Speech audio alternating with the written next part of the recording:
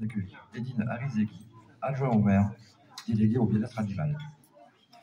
Bonjour à toutes et à tous, je suis ravi aujourd'hui que nous puissions inaugurer la Déclaration universelle des droits de l'animal qui fait face à la Déclaration universelle des droits de l'homme. Cette déclaration est la dernière version de 2018. Il y a eu une première version en 1978 qui a été promulguée à la Maison de l'UNESCO à Paris.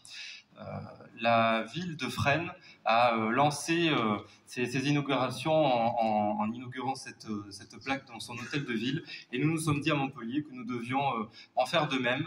Alors pourquoi inaugurer une déclaration universelle des droits de l'animal? Eh bien parce qu'il est important que tout un chacun se souvienne que les animaux aussi ont des droits. Les animaux méritent le respect, méritent de vivre dans un environnement qui est adapté à leur physiologie, méritent de ne pas souffrir. Et c'était très important de le rappeler. Il faut se souvenir aussi que tous les ans, en France, il y a 12 000 procédures judiciaires en matière de maltraitance animale. Et sur ces 12 000 procédures, eh bien 70% sont classées sans suite.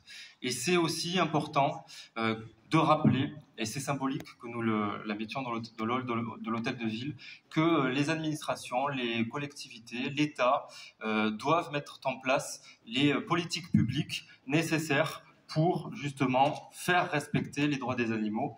Il y a encore du travail. Alors la première législation en la matière en France date de 1850, c'était la loi Grammont qui interdisait le fait de maltraiter des équidés en public. Donc il y a eu depuis des générations et des générations de militants et d'associations qui ont fait un travail exemplaire, et je tiens à les remercier. Elles sont nombreuses aujourd'hui, voilà, avec Annie Benezech pour la SPA, on a L214. Je vois aussi Joëlle Verdier qui a été la première, je tiens à le dire, qui a été la première à Montpellier à organiser des happenings, des manifestations pour le droit des animaux, pour sensibiliser le public.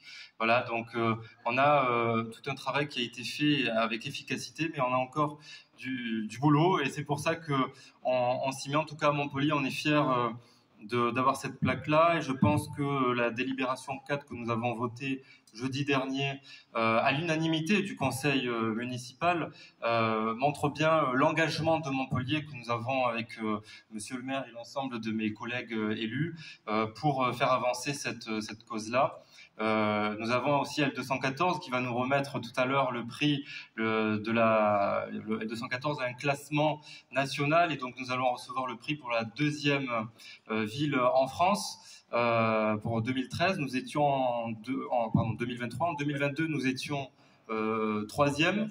Et là, nous sommes passés deuxième. Et là, je dois mettre à jour le classement cet été avec L214. Donc, effectivement, ça montre qu'à Montpellier, on agit concrètement pour les animaux. Alors, pour vous dire 2-3 mots sur les nouveautés qui ont été, je ne vais pas reciter l'ensemble des mesures que nous avons mise en place depuis le début du mandat. On a la délibération 4 d'ailleurs qu'on tient à votre disposition si vous souhaitez la parcourir. Mais parmi les nouveautés, donc, eh bien, dès la rentrée, nous aurons le deuxième repas végétarien hebdomadaire en plus de l'option quotidienne.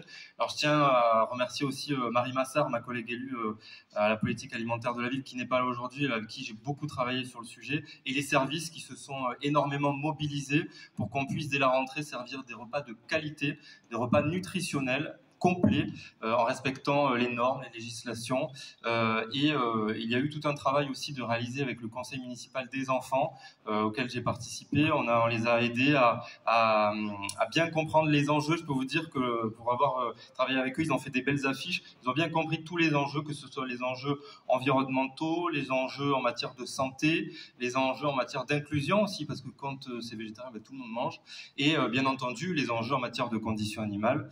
Nous avons également ce matin inauguré le pigeonnier contraceptif au parc Tastavin, puisque c'est une politique que nous avons éthique de gestion. Oui, il faut, avec responsabilité, réguler les populations de pigeons, mais le faire de manière éthique et donc de façon non létale, en refusant par exemple le gazage ou la castration chirurgicale. Un certain nombre de pigeons n'en réchappent pas. Nous avons aussi parmi les nouveautés des avancées sur le Lunaret. Alors pour vous resituer un petit peu, nous sommes en train de construire notre propre hôpital pour les animaux sauvages. Nous avons mené une première étude sur la zone d'implantation, ensuite une assistance à maîtrise d'ouvrage pour définir exactement le besoin, l'organisation, le fonctionnement. Et là, nous en sommes à la deuxième phase du jury, du concours, pour avoir un architecte, un groupement pour construire l'hôpital. Nous avons également au Lunaret confié les sous-sols de la serre amazonienne à l'association SOS Reptiles, qui recueille des reptiles abandonnés ou victimes de trafic.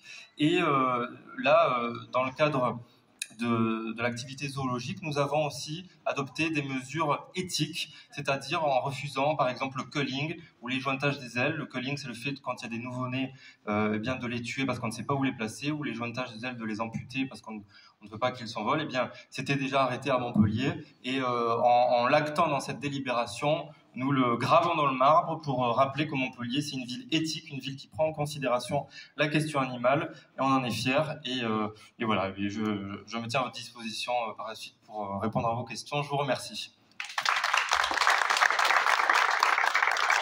Alors, c'est vraiment un plaisir. Je suis né à Montpellier.